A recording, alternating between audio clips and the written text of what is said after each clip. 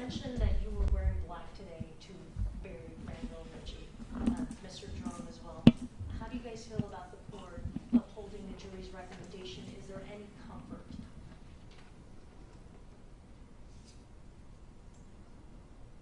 Well, I'm glad today is the last day that I have to see him. For his comfort, um, all the agencies that I mentioned, I thanked all of them. Chief Albino, Detective Callie, Detective Cara, he's retired, but he's always in my heart. They basically give me comfort a lot, along with my family and close friends and my best friend. Right now, we still got another hump we have to cross, which is this other trial with Ebony Wiley that allegedly supposed to take place October. So we still on that battlefield. The judge mentioned your strength during all of this, and so I sat there and listened to what you both had to say, and I'm sure other people were wondering, how did you manage the strength that you exhibited during all of this? Want me to answer that? Yeah. A lot of people speak on faith. You gotta stand on faith. It just ain't speaking on it. It's a belief. It's a way of life. So it's just put your faith in God. A lot of people say that, but they don't do that. He gonna take it because we as humans can't take it ourselves. So we go to him and we ask him to take what we can't stand ourselves. And I did that. And he removed that away from me. And that's why I told Granby, I have no ill will towards you. I once was you. I once was a monster. I came in and out of these courtrooms. But since I went to God and asked for forgiveness, I've never been back here since.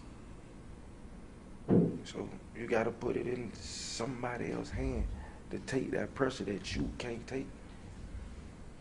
2 o'clock in the morning, 3 o'clock in the morning, 4 o'clock in the morning phone calls. It got to the point where I didn't even want to talk to her because all she talked about was my baby, and I ran from her. Instead of me comforting her, I couldn't look her in the eyes. I couldn't stop her from crying. So I had to turn my back. When she come to me crying 2, 3 o'clock in the goddamn morning, I had to turn and walk away. But I went to God and asked God to give me the strength because I had to be strong for both of us. And he did that. That's why I had no ill wills toward him. I once was him. I once was a monster. And I went to God and God changed me. So that's what he needed to do. That's what he needed to do. People talk about God. People talk about faith. People play with God. But if you go to him sincere, he'll change your life and make your life so wonderful. Felecia, was justice served today? Yes. Yes, it was. I realize that. And I'm still struggling with forgiveness. I know I one day have to forgive, but I am still struggling with that. And yes, I did wear all black to bury him. And if I'm not here, I want my family, my friends, even everyone that was involved in the case, carry on for me, make sure that justice is actually served up to that day. I also wear her Hello Kitty, represent, she loved Hello Kitty. So I represent my child. And this is her face. And this face is not going to go away. Every appeal, I will be here. As long as I have breath in my body, I will be here. Anytime he try to appeal, he's going to see this face. This face is going to represent Sugar Plum. That was my junior. I named her after me.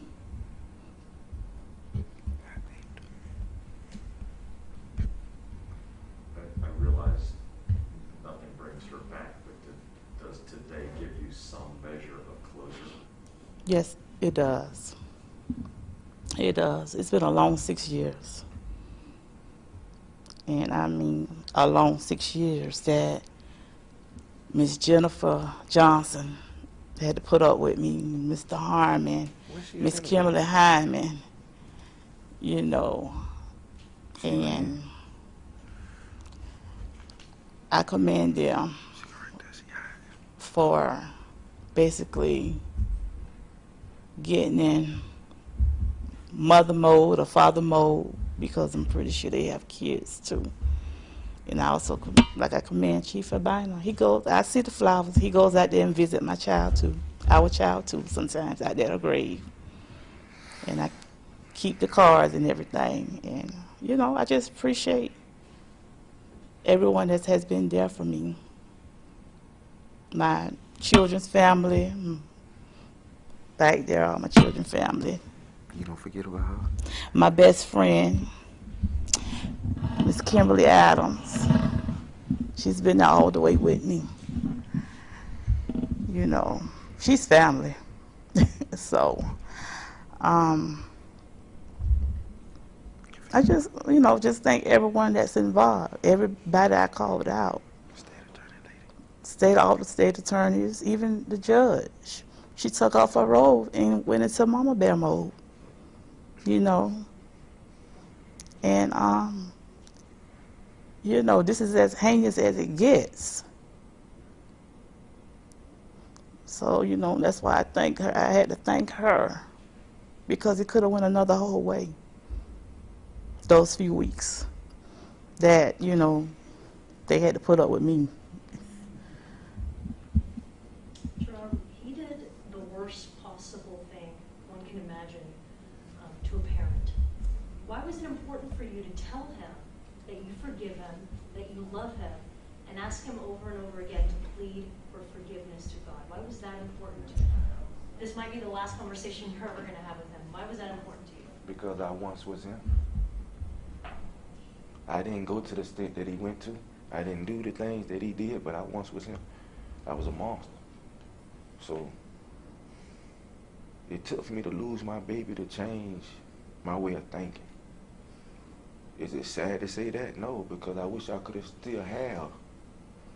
But if it took for me to lose that to gain my life back, then she ain't died for no reason. And what are you hoping your words do to him? I hope he get a better understanding with God, because that's the only person can save him. Like I see a lot of people talk about God, but all they do is talk. You don't talk about him, you feel him. The same way you eat, the same way you drink. It's a part of your life. That's what I got inside of me. Every day that I get up, I give him thanks, because I was not supposed to be here. He allowed me to be here to seek for my child when I was not there for her. Be there for my family. So I have no ill wills towards him, because he's only a mere man. A lot of people make mistakes in life, and some people's mistakes are worse than others. So how can I judge him when I once was him? That's why I tell him to get a better understanding with God, so he can change from what he used to be. Because I done it, and ever since that day, I ain't did nothing but been receiving blessings out of blessings. So I have no ill will. It's not for me to judge him. All I can do is tell him what I told him. I forgive you. I have no ill will toward him whatsoever. That's the Christian thing to do.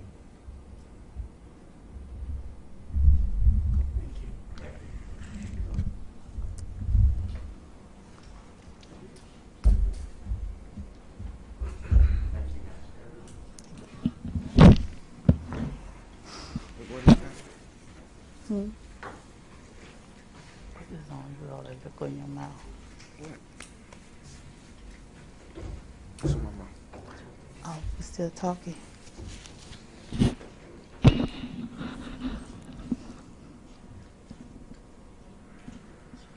guys are all set. You can come back. You're all set. Come on. Okay.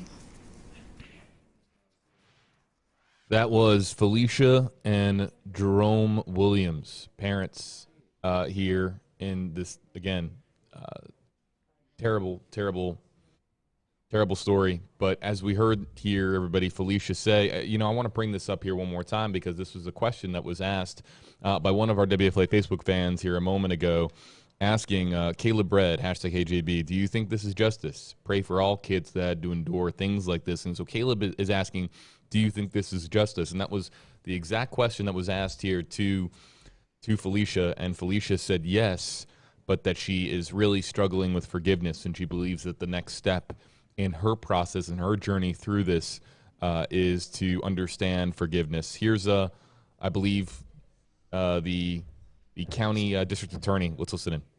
Andrew, was justice served today?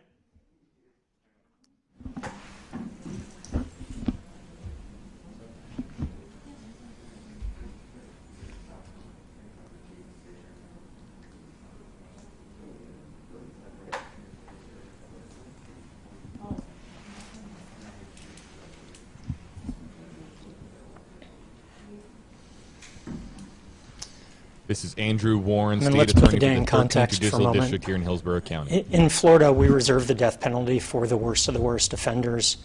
And if the brutal rape and murder of a 9-year-old doesn't meet that definition, then I don't know what does. Let me thank my team in the state attorney's office, the prosecutors, victim assistants, our investigators, our support staff who were able to secure justice today. I want to thank Chief Albano, everyone at Temple Terrace Police for their work in identifying and capturing this murderer. I want to acknowledge the professionalism of the defense attorneys who've been involved throughout the case. And I want to thank Felecia, you and your family for the patience that you've shown, for the trust and confidence that you've put in my office to deliver whatever justice we could today. And this is a brutal, horrific crime that meets that highest standard for when capital punishment, when the death penalty is appropriate. And we closed a chapter today, but we know that the pain and the suffering and the loss for Felecia and for her family will continue. And I ask that the community continue to keep Felecia and her family in mind. And I hope that the justice we delivered today brings a few rays of light to the darkness that I know you've endured for the past 6 years.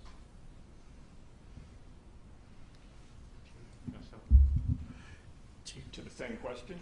Well, first say your name because a lot of people don't know who you are. Ken Albano, the police chief in Temple Terrace. It's been a long time coming, hasn't it? Yes, it has. Yes, it has. And I do believe that justice was served today. It is, as Mr. Warren said, the most heinous of heinous crimes. Even more so when you consider that it was a 9-year-old girl that had to bear it. But I am very proud of all the people that Mr. Warren mentioned, specifically at our agency. Tom Carroll was my lead investigator. Mike Lowell was then the sergeant of the investigations unit, and all the detectives that worked tirelessly to find every shred of evidence that they could. The list that Felecia read off, that's how I said at a press conference 6 years ago that meet the greater Temple Terrace Police Department.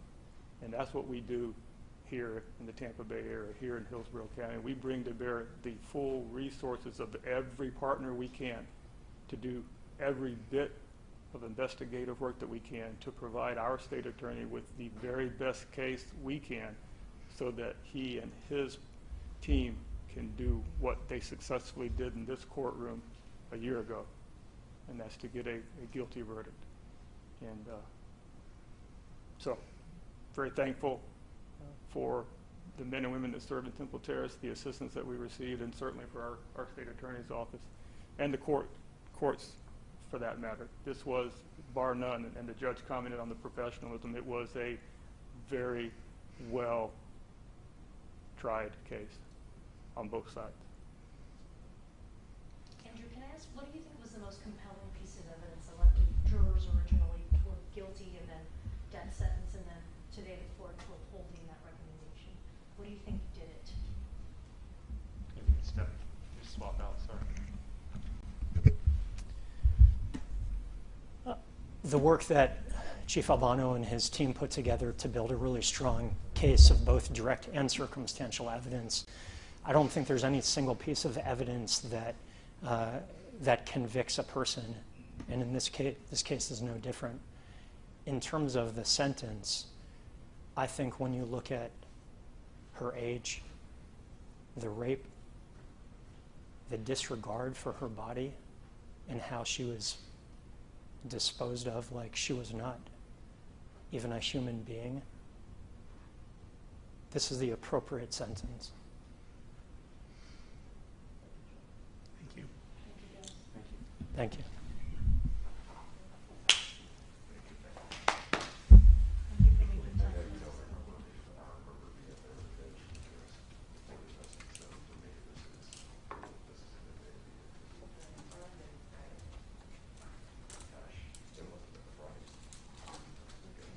And that was District Attorney Andrew H. Warren with Temple Terrace Police Chief Ken Albano. They're speaking. Albano been extremely supportive of the family, seen there in many of the court proceedings, as of course Andrew Warren, the District Attorney here, speaking a short time ago in support of this ruling, this sentencing, the sentencing of Granville Ritchie to death here in the state of Florida, as we now lose our feed here from Hillsborough County, the courtroom there in Hillsborough County. JB Buno here with you live on WFLA Now. Again, want to bring in some of our commenters who have been commenting along. I'll do my very best to bring up some of the comments that we've been again, you can use the hashtag HeyJB, and we'll talk about some of your reaction here to Granville Ritchie being sentenced to death in the murder and rape of 9-year-old Felecia Williams here in Tampa Bay in 2014. Many of you have been commenting about the punishment itself, about the death penalty. As we noted earlier, it's on average about 20 years here in the United States, 20 years for a member of death row to remain on death row before they're actually executed. The appeals process is long, and it is arduous, and it is designed for a particular function, though some believe that it is a process that needs to be consolidated, streamlined, and 20 years is too long for somebody to remain on death row. And then you have those that altogether are against the death penalty, as I think I saw some of the commenters here. But Andrew Warren, who you just heard from there a moment ago, saying if a brutal rape and murder of an innocent 9-year-old girl isn't indicative and fitting for the death penalty in the state of Florida, I don't know what is basically what Warren said. So if you'd like for us to, again, discuss a little bit of the reaction out there on Facebook Live, use the hashtag that you see here on the left side of your screen. We're a few minutes away. We're going to be wrapping up here at the top of the hour at noon here on WFLA Now. So this is kind of a last call if you want to maybe ask a question or if you want your comment to be read here aloud.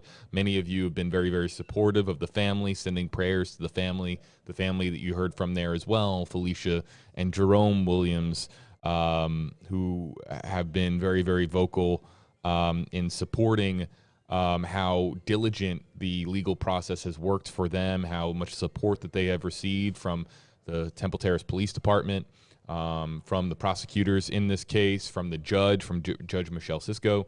But again, doesn't make it all that much easier to bear this burden now of going there. You see Felicia's picture on screen. It doesn't make it any easier to bear really how difficult it is going to be for the remainder of their lives, knowing that that their 9-year-old met such a terrible, terrible end here in Tampa Bay.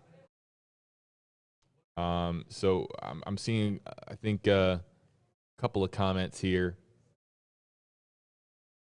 asking about, Wiley Ebony's charges. Let's see if we can get that figured out, everybody. I'm gonna see if I can.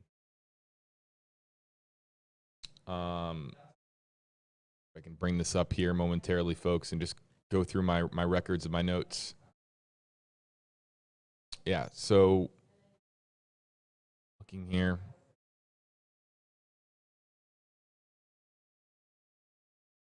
Don't have the charges here in front of me, but Ebony Wiley, who met Granville Ritchie, just a few days before Felecia Williams, the 9-year-old, went missing in the case. She's also accused in the rape and killing of 9-year-old Felecia Williams. So there's that case that now is subsequent. I don't have the exact list of charges, but she is, of course, also accused in this case. And whether or not, you heard Felecia Williams there note that is also next, a priority for the family to ensure that Ebony Wiley is also held accountable. So that's going to be, of course, the next stage in this legal process, is finding out what happens with Ebony Wiley. Take a few more questions here if I see any more comments on WFLA Now again. Let's get to Joy Matthews, her comment here. If I can bring this up on screen, I believe that I can. WFLA Top Facebook fan. Hey there to you, Joy. Hashtag HJB. I was really impressed with the judge this morning. She showed the appropriate emotions for the family and still did her job well. Judge Michelle Cisco, yes, many commenters noting that she was very emotional throughout this process. Goes to show that even a judge, when you're talking about just the most violent end for an innocent 9-year-old girl, that it can affect everyone, not just us as viewers or as fellow citizens here in the Tampa Bay area. It can affect the prosecutors. It can affect members of the defense team. It can affect the judge in this case. And you saw there Judge Cisco getting very, very emotional as she was reading her remarks. So Joy here commending her, showing the appropriate emotions and still doing her job and fulfilling her judicial responsibility of determining whether or not the death sentence was appropriate in this case. And of course, that was what in fact she did determine. Reading one or two more before we got to wrap up here. We got about 90 or more seconds. Here's a comment. Another comment here, I believe. Yeah, this one's from Joy Fuller. So Joy Matthews with the first comment. Now here's Joy Fuller, hashtag AJB. God bless. Can't imagine the detectives and what they endured. All the police, the prosecutors, the DA, the judge, all working in the court. So thankful for their tireless and hard work. The good in this world has to fight against the evil. Joy, thank you for your comment. I think many folks here are going to agree.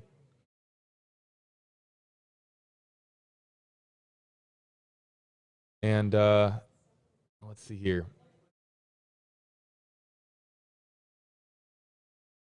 Not seeing too many other comments here, and we do have to wrap up, everybody, because the time is about to turn over to noon Eastern. We're live here on WFLA Now. Again, this has been the sentencing of Granville Ritchie. Granville Ritchie sentenced to death for the first-degree murder conviction of 9-year-old Felecia Williams, found dead on a pile of rocks near the Courtney Campbell Causeway back in 2014.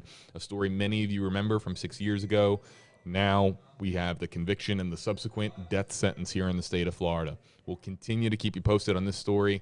We'll continue to track, of course, what happens with Ebony Wiley here as we continue to monitor that situation as well. All your team coverage. Be sure to look out for Jeff Patterson's reports coming up on WFLA News Channel 8. That's coming up tonight in our evening newscast for the very latest on the reaction to this and where we go from here. But again, Granville Ritchie sentenced to death for the murder of 9-year-old Felecia Williams. You can read more on the story right now on WFLA.com and the WFLA app. Thanks for being with us, everybody. We'll be back.